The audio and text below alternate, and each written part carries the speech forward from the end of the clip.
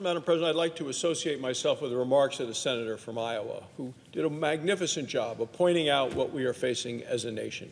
And I admire her fortitude and her hard work and her dedication as the vice chairman of the Republican Conference.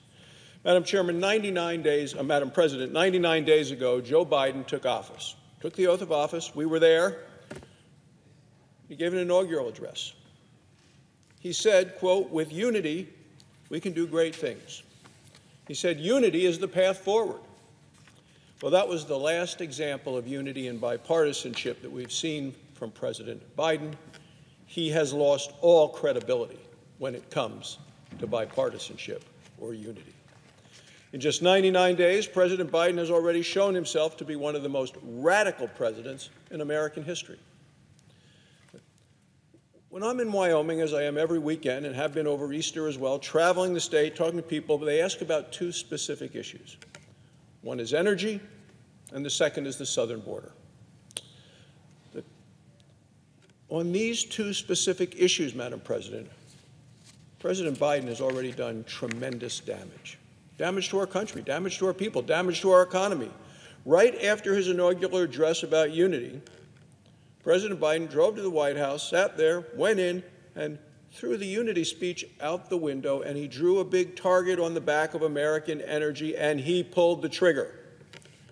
He shut down the Keystone XL pipeline. He ended new fossil fuel projects on federal lands, and he cut off traditional energy loans to developing nations that need our help and look to us for help. Well, these steps aren't going to reduce carbon emissions, but they will most certainly reduce jobs and wages from American energy workers. Also on his first day, President Biden flipped on the big green light switch on our southern border. He sent out the word, laid out the welcome mat, and people from around the world came illegally to the United States. He stopped construction on the border wall, and he ended a policy that was successful, and the policy was that known as the Remain in Mexico policy. Now, the result wasn't just one crisis, it was two. It was a humanitarian crisis, and it was also a national security crisis. It's a national security crisis because 2/3 of the Border Patrol agents and I went to the border and went with a number of Republican senators and went on a midnight patrol with our border agents. And they told us that 2/3 of the Border Patrol agents are unable to do their jobs and keep us safe, unable to be there to enforce the law.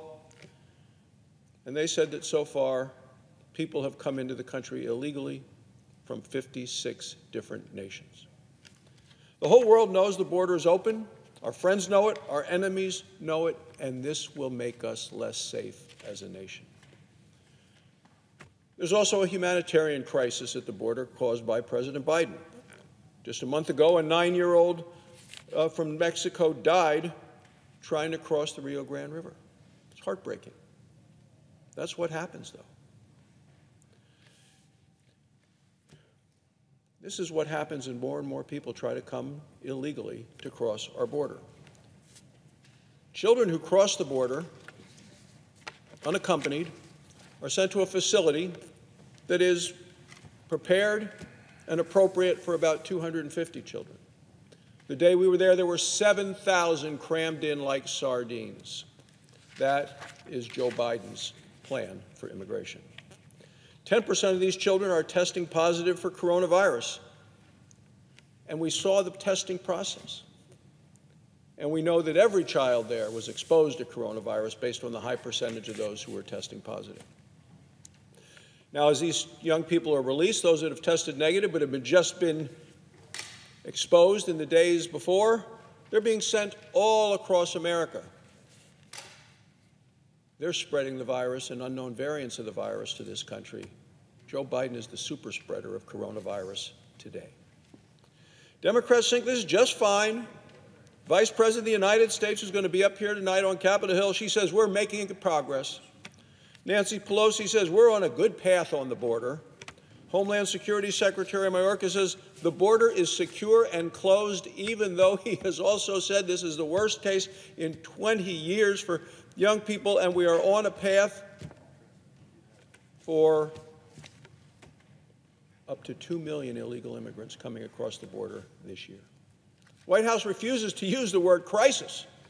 In fact, when the President and his press secretary have accidentally called it a crisis, and they both have done that, the White House issued a correction.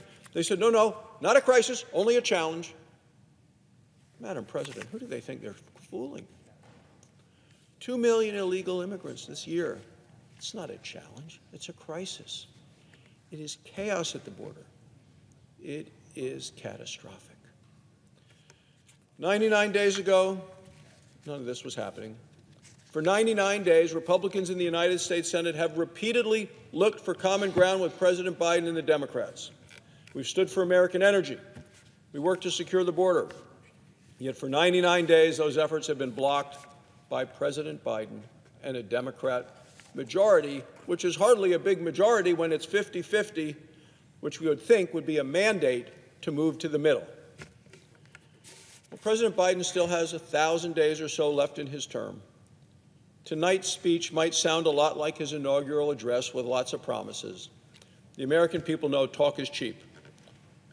It's time for President Biden to start to practice what he is preaching. Thank you, Madam President. I yield the floor.